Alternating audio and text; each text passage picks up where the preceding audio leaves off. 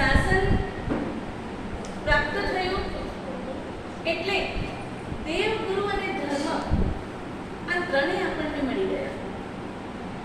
અનંત પુણ્યની રાશિનો જ્યારે આપણે ખર્ચો કર્યો ત્યારે મનુષ્ય ભાવ અને દુર્લભ એવા દેવ, ગુરુ, ધર્મ મળી ગયા છે.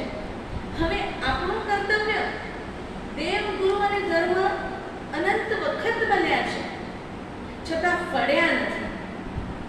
આ ભાવમાં આપણી પાસે મોક્ષ નથી. આ ભાવમાં ભરત ક્ષેત્રમાં આપણી પાસે કેવલ જ્ઞાન નથી, મન પરિજ્ઞાન નથી, શ્રેષ્ઠ અવધિજ્ઞાન નથી. છતાં પણ એક એવી ચીજ છે જે આપણને મુક્તિની નજીક લઈ જાય. એ છે સમ્યક દર્શન. એની પ્રાપ્તિ એ તમે અત્યારે જ્યાં છો ને શ્રાવક અવસ્થામાં પણ થઈ શકે. એવું સમ્યક દર્શન જે પ્રાપ્ત થાય એટલે મળેલા દેવ, ગુરુ અને ધર્મ એ સફળ થઈ જાય, એ ફલીભૂત થઈ જાય, એ સક્સેસફુલ થઈ જાય. અને એ જ એક પ્રયત્ન આપણે કરવાનો છે કે સમ્યક દર્શનના માર્ગ ઉપર આપણે ક્યારે ચાલીએ, સમ્યક દર્શન પ્રાપ્ત કેવી રીતે થાય. અને સમ્યક દર્શન એટલે ધર્મનું મુખ્ય એન્ટ્રન્સ ગેટ, પ્રવેશ દ્વાર. એના વગર અમે વર્ષો સુધી સંયમ પાડીએ ને તો પણ જ્ઞાનીઓએ કીધું કે ઝીરો છે. સમ્યક દર્શન વગર તપસ્યા પણ શૂન્ય છે. સમ્યક દર્શન વગર જ્ઞાનનો ડગલો હોય ને એ પણ શૂન્ય છે. એટલે સમ્યક દર્શનની કિંમત શું? આપણને એમ થઈ જાય કે આ તો વર્ષે તપ કરે બધાય, પેંજી 50 વર્ષે તપ થઈ ગયા, માસિક સમય થઈ ગયા, 28 થઈ ગયું, એટલે મુજો મોક્ષ તો લખી હે. મોક્ષ તો બહુ દૂર રહ્યું, પણ સમ્યક દર્શનની પ્રાપ્તિ થશે કે નહીં ને એ પણ એક સવાલ છે. કેમ કે જ્યારે તપ થઈ જતું હોય ને ત્યારે શું હોય કે પછાડનો પ્રવાહ હોય, એટલે આપણે એક બંધનમાં સ્વેચ્છાએ જકડાયેલા રહીએ. પણ પારનું હોય ને એટલે મારી પાસે એક બહુ આવી અને મને કે મારા સાહેબ તમે એક બાધા લો. શેની બાધા લો? કેમ કે બાધા આપવાની તો મેં જ બાધા લીધી છે, એટલે હું બાધા તો કોઈને આપતી નથી. મને કે તમે આપો કે ના આપો તમારે એક બાધા લેવી પડશે. હું બોલો, મને કે આજ પછી કોઈ પણ સાસુને વર્ષી તપ કરવાની સલાહ તમારે આપવી નહીં, વર્ષી તપ કરવાનો પછાડ તમારે આપવું નહીં. મેં કીધું કેમ? કેમ કે આખી જિંદગી તો સાસુએ જ્યારે બહુ બનીને આવ્યા પછી આખા ઘરનો ભાર સંભાળ્યો છે. હવે ચાવીનો જૂનો તમને આપ્યો છે તો પોતે પોતાની આરાધના કરે ને. મને કે ચાવીનો જૂનો આપી દીધો હોત ને તો સારું સમજાતું. છૂટતું તો કાંઈ નથી. વર્ષી તપ કરવું છે, આગની હરોળમાં બેસવું છે, પણ એમનું પારણું એટલે મારા માથાનો દુખાવો થાય.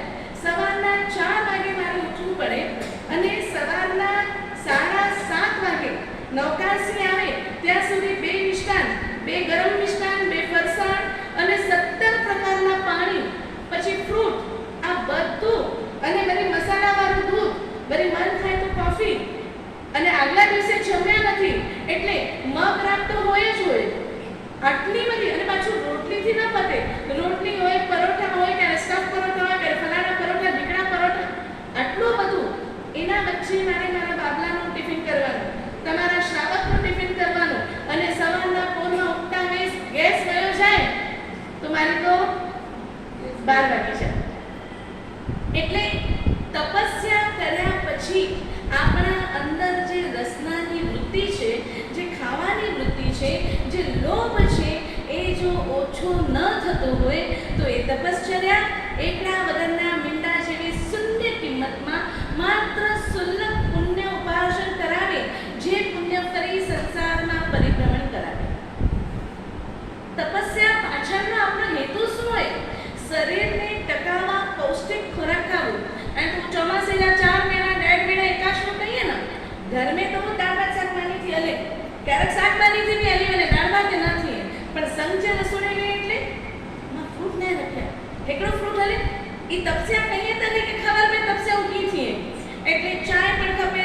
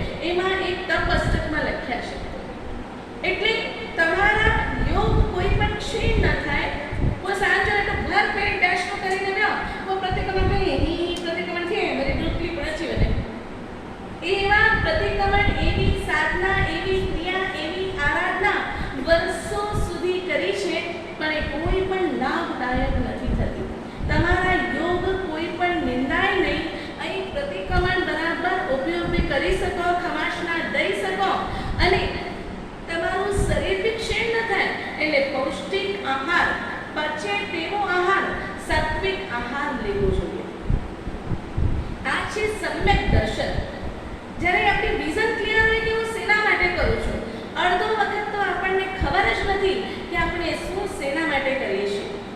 બહુ સુંદર મજાની એક શાયરીથી આજના પ્રવચનની શરૂઆત કરીશું। भगवान को पाने की नहीं खुद को खोने की प्रक्रिया है प्रार्थना। भगवान को पाने की नहीं खुद को खोने की प्रक्रिया है प्रार्थना। जो स्वयं को मिटा ले वही प्रभु को पाले। प्रार्थना शब्दों का शोर नहीं, आत्मा का मन की एक डोर है। जो होठों से निकले वो पाठ है और जो आत्मा से उठे वो प्रार्थना है। प्रार्थना એ હોઠથી બોલવાયેલા શબ્દો એટલા માત્રથી કંઈ પ્રાર્થના નથી થતી। કાલે આપણે વાત કરી હતી કે પ્રાર્થના શું છે, બરાબર છે। 3 પોઈન્ટ દ્વારા આપણે પ્રાર્થનાને સમજવાનો પ્રયત્ન કર્યો હતો। કયા 3 પોઈન્ટ હતા? કમ્યુનિકેશન, કરેક્શન અને ક્લિયરિટી, બરાબર છે। આજે કનેક્શન, કરેક્શન અને ક્લિયરિટી આ ગઈકાલના પોઈન્ટ હતા। આજે આપણે જાણીશું કે પ્રાર્થના કેવી રીતે કરવી જોઈએ। વર્ષો સુધી પ્રાર્થના કર્યા પછી પણ આપણી પ્રાર્થના ફલતી નથી, એનું કારણ શું છે? આપણા રસ્તામાં રૂકાવટ કેમ આવે છે? અને ઘણાની આ ફરિયાદ હોય કે મુજી પ્રાર્થના ભગવાન સુને નતો, પણ આપણી પ્રાર્થના કયા રસ્તે ચાલી રહી છે અને આપણી પ્રાર્થના કેવી છે? એટલે આજે 3 પોઈન્ટ દ્વારા પ્રાર્થના કેવી રીતે કરવી એ આપણે જાણીશું। પહેલો પોઈન્ટ છે પ્યોરિટી, બીજો પોઈન્ટ છે પ્રેઝન્સ અને ત્રીજો પોઈન્ટ છે પેશન્સ। પ્યોરિટી, પ્રેઝન્સ અને પેશન્સ આ 3 પોઈન્ટ દ્વારા પ્રાર્થના કેવી રીતે કરવી જોઈએ એ આપણે સાંભળીશું। કેમ કે જ્યાં ભાવની શુદ્ધતા હોય, જ્યાં ભાવોની પ્રધાનતા એટલે કે હાજરી હોય અને જ્યાં ધૈર્ય, ધીરતા હોય ત્યાં પરમાત્માને આવવું જ પડે। એટલે તો એક કહાવત છે કે ઉપર વાલા જબ દેતા હૈ તો और जब लेता है तो थप्पड़ लगा के लेता है।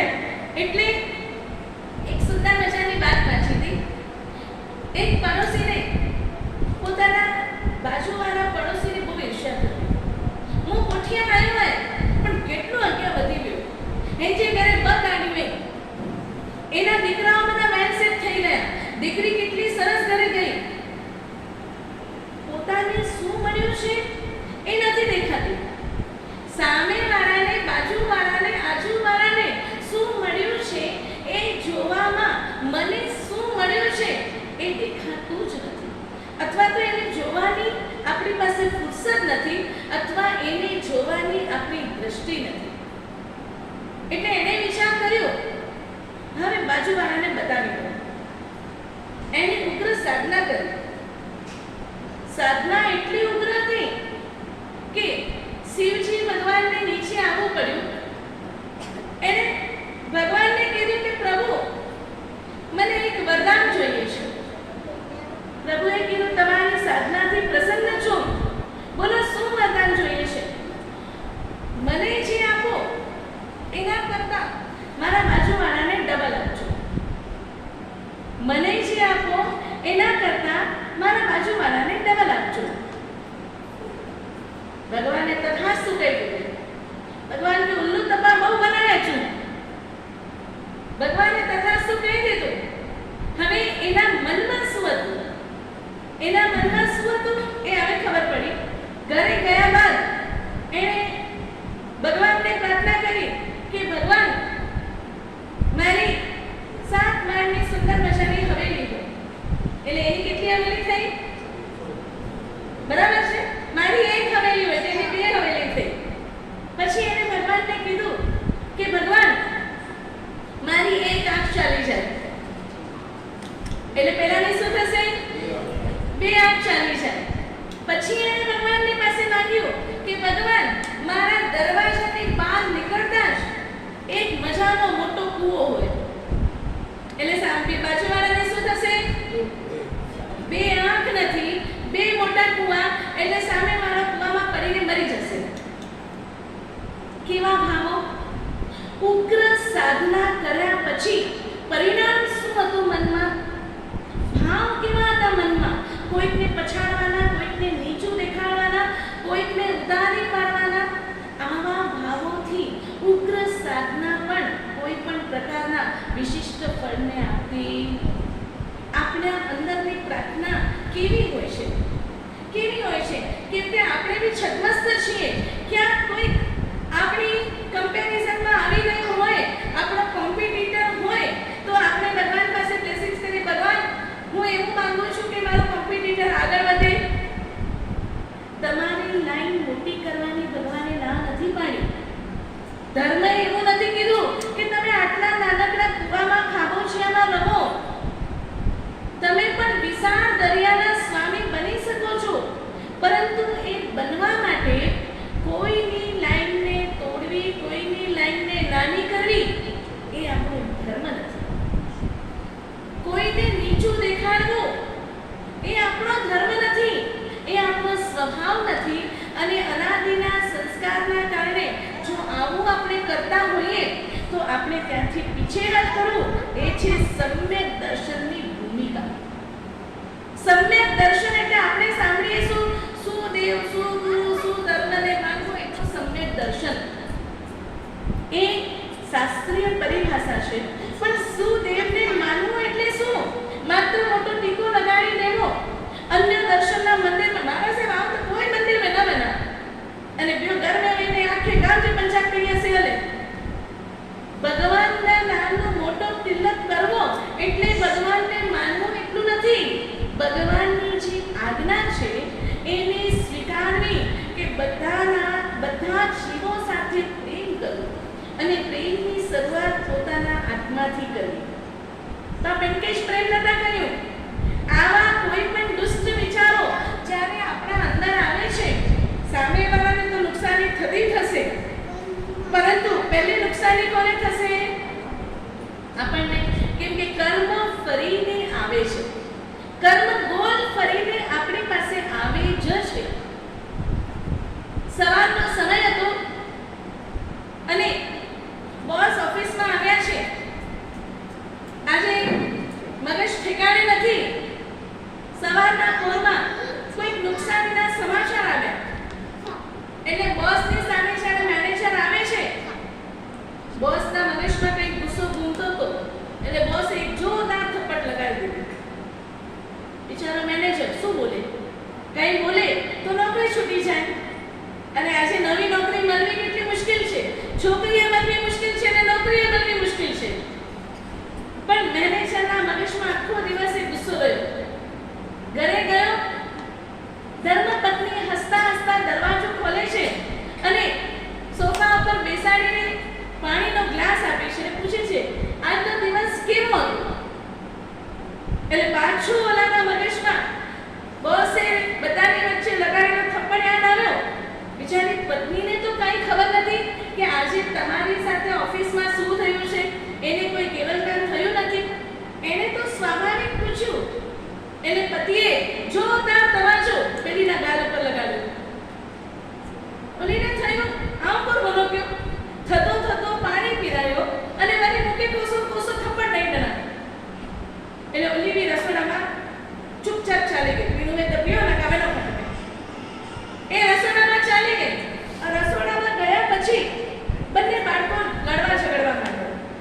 એટલે બંને બાળકો લડતા જ્યારે મમ્મી પાસે આવ્યા ને તો મમ્મીના મગજમાં ગુસ્સો ઘૂમતો હતો કે મારી કંઈ પણ પ્રકારની ભૂલ વગર આના પપ્પાએ મને માર્યો કે.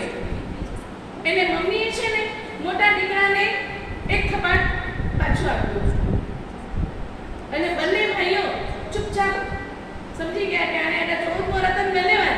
મમ્મી જો મૂળ સારો ના એટલે કોઈ જણા હલ્યા પણ ભા કે જો થપ્પડ પડી ને અને ઉપર કરે એટલે ઓને તે ભાગે મારે.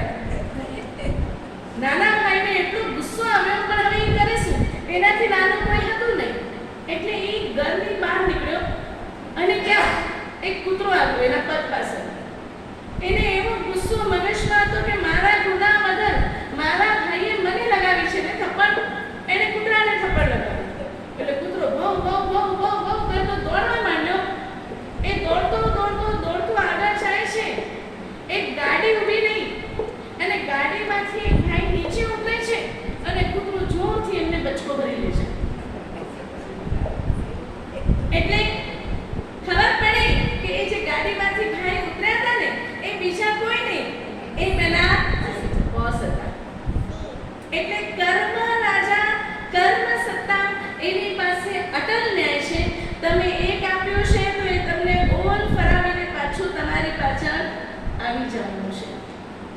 કર્મ સત્તાને બહુ જ સરસ રીતે સમજી લીધું ને, કદાચ કર્મગ્રંથ નહીં ભણ્યા, કદાચ જીવવિચાર નવતત્વ નહીં શીખ્યા ને તો ચાલશે, પણ કર્મ સત્તાના આટલા નિયમને જો હૃદયસ્થ કરી લેશું ને તો આપણને જિંદગીમાં સફળતા સહજતાથી મળશે.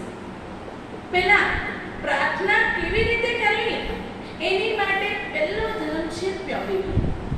પ્યોરિટીનો મતલબ મનમાં કોઈ પણ પ્રકારનો અહંકાર ન હોવો જોઈએ. મનમાં કોઈ પણ પ્રકારનો અહંકાર ન હોવો જોઈએ.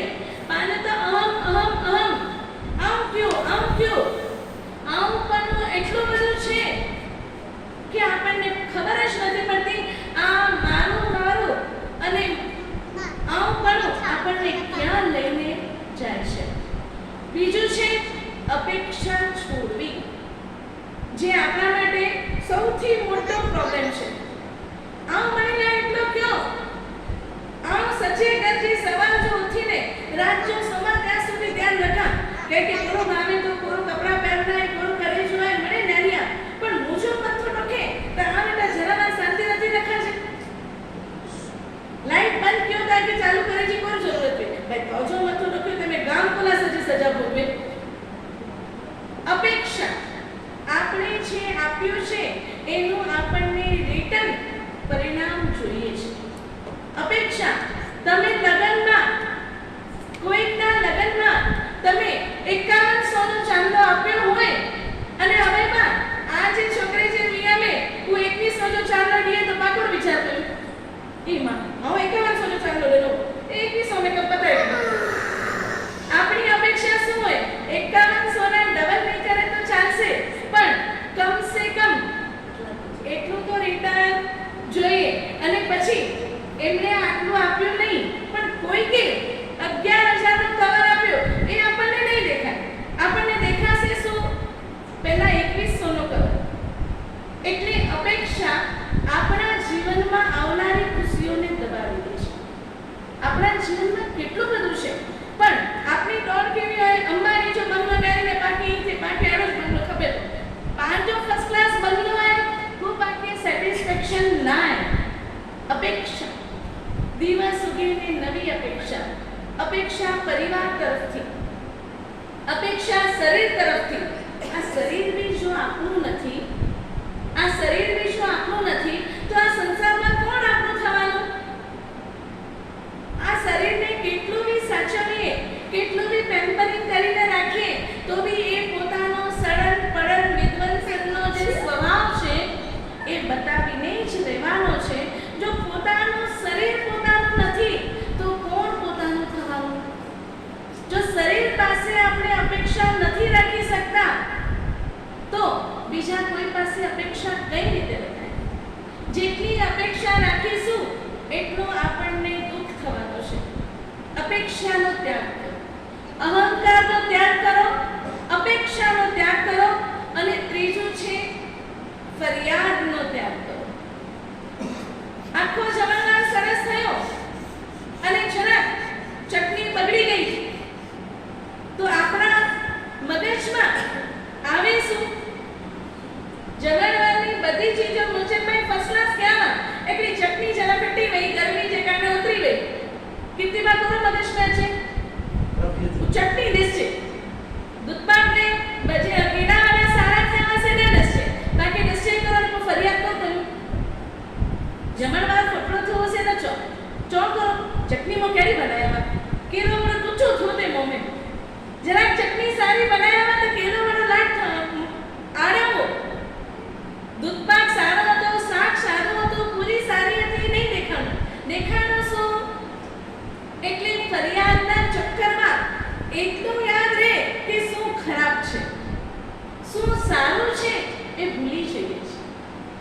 આ શરીરે કેટલો સાથ આપ્યો એ ભૂલાઈ જાય. પણ શરીર બગડ્યું એટલે આપણને શું થાય? જરાય સાથ નતો દે, જરાક કી ફરક નતો પડે, દવાઈ ને ટેકલા ખાઈને બી નતો મતલબ થયો.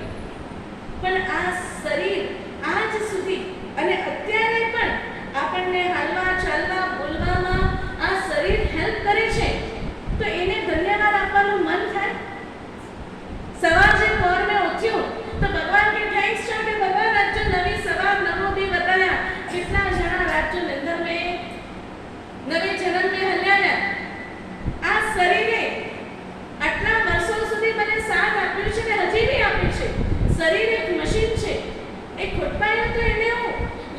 દવા સાથે સારી રીતે લેવાની કોશિશ કરીશ, પણ આ શરીરને ધન્યવાદ આપવાનું મન થતું. એટલે જ કીધું કે પરમાત્માએ 14 રાજલોકના જીવોને જે પ્રેમ કરવાની વાત કરી ને, એ 14 રાજલોકના જીવોમાં આપણો બી સમાવેશ છે. પોતાને પ્રેમ નહીં કરીએ ત્યાં સુધી કોઈને બી સાચો પ્રેમ આપણે કરી શકવાના. આપણા પ્રેમ એટલે પ્રેમ શબ્દ છે ને, આજકાલ એ ફેબ્રુઆરી મહિનો આજે કરે છો, ચાંદની કરે છો, વેલેન્ટાઇન જો બરાબર, પણ એ પ્રેમ એ નિર્વિકાર પ્રેમનો વાત, એ અખંડ પ્રેમની વાત હતી. આજે દરેક પ્રેમમાં વાસના અને વિકાર આવી ગયો છે, એ પ્રેમમાં સ્વાર્થ આવી ગયો છે. એટલે આપણે કોઈને નિસ્વાર્થ પ્રેમ કરી નથી શકતા, પોતાની જાત બી એમાં ઇન્ક્લુડેડ છે. એટલે ફરિયાદ છોડવી. પ્યોરિટીનો મતલબ મનમાંથી કોઈ પણ પ્રકારના અહંકારનો ત્યાગ કરવો. બીજું છે અપેક્ષા છોડવી. ત્રીજું છે ફરિયાદ છોડવી. આજનો બીજો પોઈન્ટ એટલે પ્રેઝન્સ. આપણે જ્યારે પરમાત્માને પ્રાર્થના કરતા હોઈએ ત્યારે આપણું શરીર કદાચ નિરાશા ઉપાશ્રયમાં હોય, પણ આપણું મન ક્યાં હોય? 14 રાજલોકમાં પરિભ્રમણ કરતું હોય. એટલે હોઠોથી શબ્દ બોલાય છે, પણ ભાવોની ગેરહાજરી છે. ભાવોની ગેરહાજરી છે. પ્રતિક્રમણ के प्लेटफॉर्म पे मेरा ही नहीं है केड़ो कटाड़ो છે. સચો છા કંચનમેન કરે બી બંતે કેના છે ત્યાર મજા છે કે જમજમ મળેનો બોલા છે ત્યાર મજા છે. क्या मजा છે?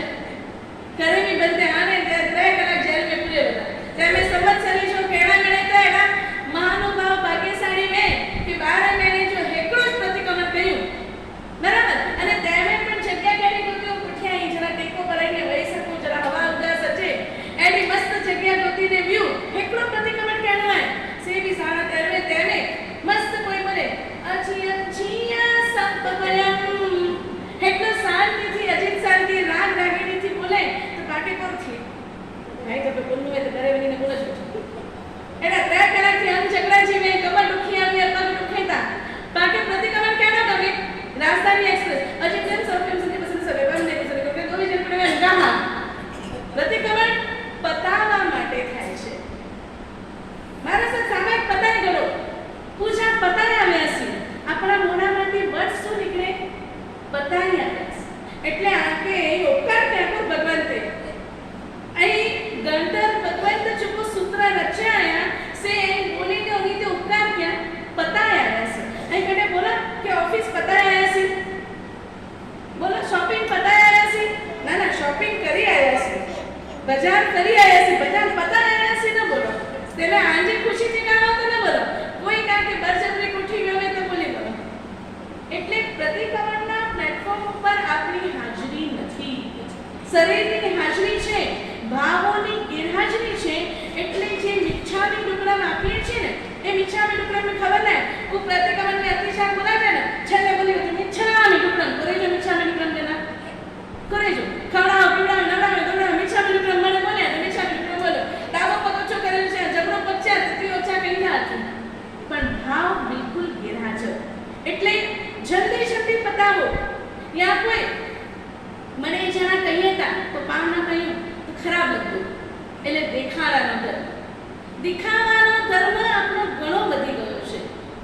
એટલે એ ધર્મ ફળતો નથી. અને ત્રીજું મોબાઈલ. ઘણા જણાને એવું જોયું છે કે દેરાસર में ફોન ખણીને છે, ફોન તો ભલે ખણીને છે, રિંગ ચાલુ है અને દેરાસર में भगवान के प्रदक्षिण निंदा में फोन बजे तो हाँ हलो हाँ अच्छा तो શાકભાજી કેવી अच्छा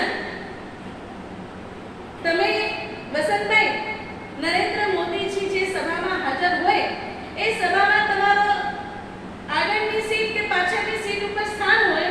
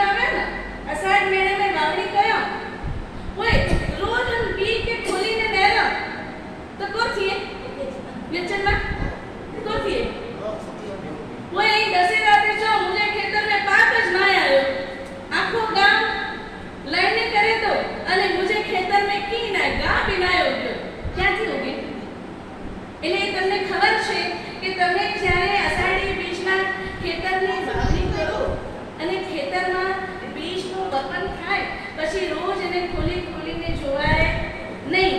એના સમય ઉપર તમે એને ખાતર પાણી યોગ્ય બધું આપી દો તો સમય ઉપર પાક થવાનો જ છે. પણ ધર્મના મામલામાં ભગવાન પાસે આપણી અપેક્ષા શું હોય? ઇન્સ્ટન્ટ ખપે તો. અને કોઈ જો પાંડા ભગવાન તો ફરે જ નતા. કોઈ 17-15 ઠેકાણે વેંદા અને સોમવાર જો વેંદા શાંતિનાથ વટે, ચંદ્રપ્રભુ વટે, મંગળવાર જો માતાજી મળ બનીએ છે, બુધવાર બદ્રિકેદારના દર્શન કરીએ, ગુરુવાર સાંઈ બાબા વટે બને, શુક્રવાર સંતોષી ભાગ્ય ભજીએ છે, શનિવાર વરી કેડા બનો મુનિ સુરત દાદા વટે ન બને, શનિ સિંગરાપુર હનુમાન દાદા કે તેલ ચડાય છે.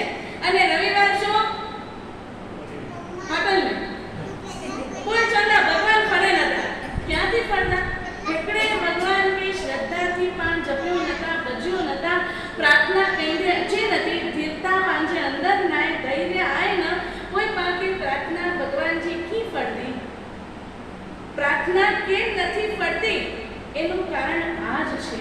ધીરતા એટલે પ્રાર્થના. એક ભાઈ મુંબઈ બોરીવલીના એક શ્રાવક ઘર દેરાસર અને બહારના દેશવાળા એક મોટી કંપની સાથે એમની આજે મીટિંગ હતી. એમને બરાબર 11 વાગે દાદર પહોંચવાનું હતું. એટલે વહેલી સવારના ઉઠી પરમાત્માની અષ્ટપ્રકારની પૂજા કરી, ફળ નૈવેદ્ય ઉત્કૃષ્ટથી ઉત્કૃષ્ટ ચડાવ્યા. પછી ઘરેથી નીકળ્યા. 8 વાગે નીકળી ગયા. 11 વાગે પહોંચી જવાય એટલે આમ તો બરાબર પહોંચી ગયો. અને બન્યું એવું કે રસ્તામાં જાય છે એમને ખૂબ ટ્રાફિક લાગ્યું. ટ્રાફિકમાંથી માંડ બહાર નીકળ્યા. નહીં લાગ્યું કે આ રસ્તો ખુલ્લો થયો, ગાડીનું ટાયર પંચર થયું. એવી જગ્યા ઉપર ટાયર પંચર થયું કે જલ્દીથી કોઈ પંચરમાંથી પંચર કાઢનારું મળે નહીં. અને આ બધા ચક્કરમાં એ જ્યારે દાદર પહોંચ્યા ત્યારે વાગી ગયો 1. સામેવાળાના મીટિંગ પૂરી થઈ ગઈ, ડીલ પતી ગઈ અને ત્યાં બધું પૂરું થઈ ગયું હતું. હવે એ ભાઈના મનમાં શું થયું? એની જગ્યાએ પાવ તો પાટી પર થઈએ. ભગવાનજી સવાર જો ઉઠીને વહેલો 4 વાગે ઉઠીને એટલો હેરાન થયો, દુઃખી થયો, છતાંય મુક્તિ મળ્યો. ભગવાન આયા જ ન, ભગવાન માટે કોઈ ચીજ નથી એવું આપણને ગુસ્સો આવી જાય. બરાબર છે? 3 મહિના પછી ખબર પડી કે જે કંપની સાથે એમને ડીલ કરવાની હતી એ કંપની ફ્રોડ નીકળી. હવે મનમાં શું થશે? ભલે મોડું છે. એટલે અગર આપણા જીવનમાં શ્રદ્ધા, ભગવાન પ્રત્યેની આસ્થા, ભગવાન પ્રત્યેનો ફેથ એટલો મજબૂત હોવો જોઈએ કે અગર કંઈ ઊંધું થાય છે તો એમાં પણ મારું સારું થવાનું છે. અગર મોડું પડ્યું તો મારી પાત્રતા તૈયાર નથી એટલે આટલી વેટ થઈ અને અગર મારી ધારણા કરતાં વિપરીત પરિણામ આવ્યું તો મારી માટે આ પણ પ્રભુની કૃપા છે. આટલી જો ધીરતા આવી જાય તો આપણી પ્રાર્થના 100% ફળે ને ફળે. આજનો આપણો વિષય પ્રાર્થના કેવી રીતે કરવી એની માટેના જે 3 પોઈન્ટ છે એને આપણે હૃદયસ્થ કરીએ તો આપણું જીવન એ સમ્યક દર્શનના પંથે 100% આગળ વધે. મોક્ષ તો જ્યારે મળવાનો હશે પરંતુ આપણી વિઝન ક્લિયર થઈ જાય, આપણી દ્રષ્ટિ બદલાઈ જાય અને દ્રશ્યને જોવાનો આપણો દ્રષ્ટિકોણ પણ બદલાઈ જાય. એ જ આપણા જીવનની સાર્થકતા છે અને એ જ જીવનમાં આગળ વધવાનું છે. જેના કારણે મેં બોલાયું તો ઈચ્છા નથી.